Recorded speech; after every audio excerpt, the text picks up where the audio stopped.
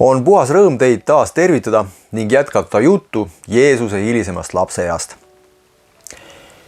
Oma 11. eluaastal veetis Jeesus üsna palju aega karavane varustavas poes ja kõigist maailma nurkadest saabuvate rändajatega vesteldes omandas ta oma vanuse kohta hämmastava teadmiste pagasi rahvusvahelisest olukorrast. See oli viimane aasta, mil ta veel palju vabalt mängida ja nooruslikku rõõmu tunda sai. Sellest ajast tekkis tolle nooruki ellu kiiresti üha enam ja enam raskusi ja kohustusi. Kolmapäeva 24. juuni õhtul 5. aastal peale Kristust sündis Juudas.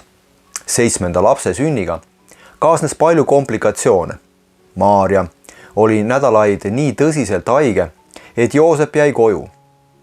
Jeesusel oli küllaga tegemist isa asjade ajamisega ja arvukate kohustuste täitmisega. Sel noorukil ei tekkinud enam kunagi võimalust oma varasemate aastate lapseliku ellusuhtumise juurde tagasi pöörduda. Mai keskel läks poiss isaga ärireisile Skytopolisesse, Kreeka Dekapolise tähtsaimasse linna, mis oli iidne heebrea linn Beetsean. Selle niinimetatud paganliku linna puhtus ja kord jättis Jeesusele sügava mulje. Juhtumisi toimusid Skytopolise amfiteatris Kreeka Dekapolise linnade vahelised iga-aastased võistumängud, kus demonstreeriti füüsilist osavust. Ning Jeesus soovis kindlalt, et isa viiks teda mänge vaatama. Mängud pakkusid poisile põnevust ja ta läks selle füüsilise arengu ning spordimeisterlikkuse demonstratsiooni vaimuga kogu südamest kaasa. Joosep oli äärmiselt šokeeritud, nähes poja vaimustust nende paganlike edevuse demonstratsioonide üle.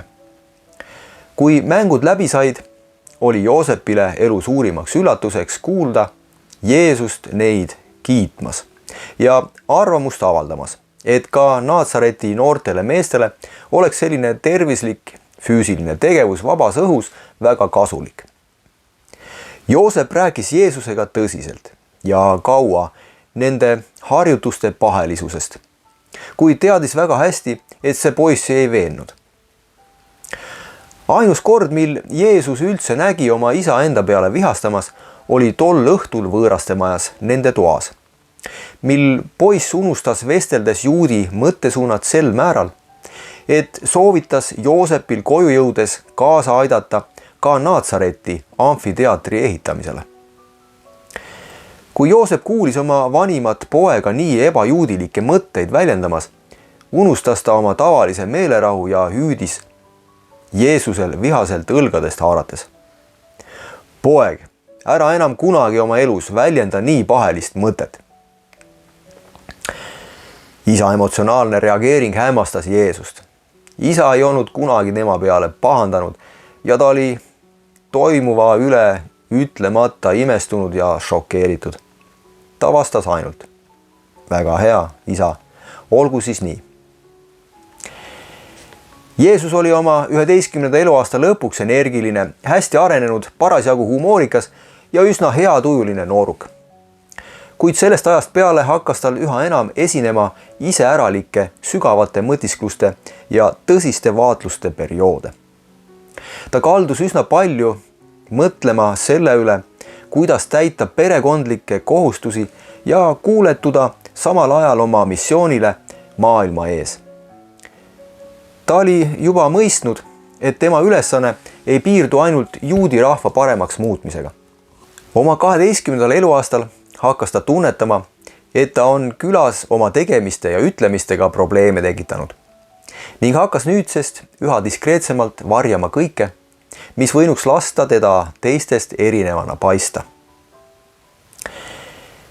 Joosepile ja Maarjale oli tõsine katsumus selle enneolematu ühtaegu jumaliku ja inimliku lapse üleskasvatamine. Joosep ja Maarja elasid ja surid, saamata kunagi teada, et nende poeg Jeesus on tegelikult surelikus ihus kehastunud universumi looja. Oma viimasel kooliaastal, kui Jeesus oli 12-aastane, pidas ta oma isaga ägedaid väitlusi juudi tava üle puudutada majast väljudes ja majja sisenedes alati ukseposti kohale naelutatud pärgamenti ja suudelda siis pärgamenti puudutanud sõrme. Selle rituaali juures tavatseti öelda: Issand hoiab su väljumist ja su tulemist nüüd ja igavesti. Joosep ja Maarja olid Jeesusele korduvalt selgitanud, et kujusid valmistada ja joonistusi teha ei tohi, sest seesugust loomingut võib kasutada ebajumala kummardamiseks.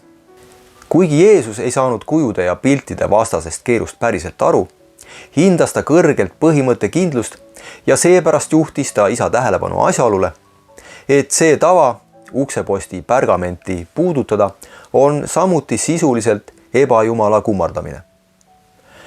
Ja pärast seda vaidlust Jeesusega võttiski Joosep pärgamendi maha.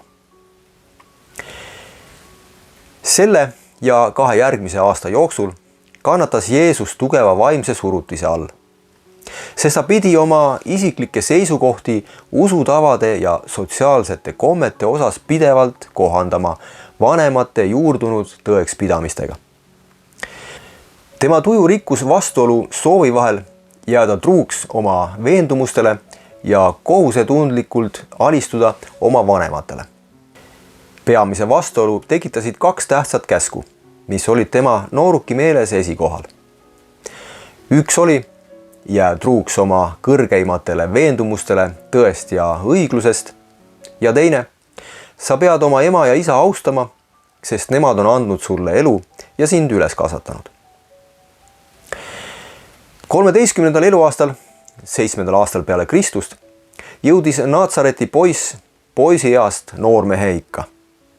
Tema hääl hakkas muutuma ja muud meele ning keha omadused andsid tunnistust tärkavast mehelikkusest.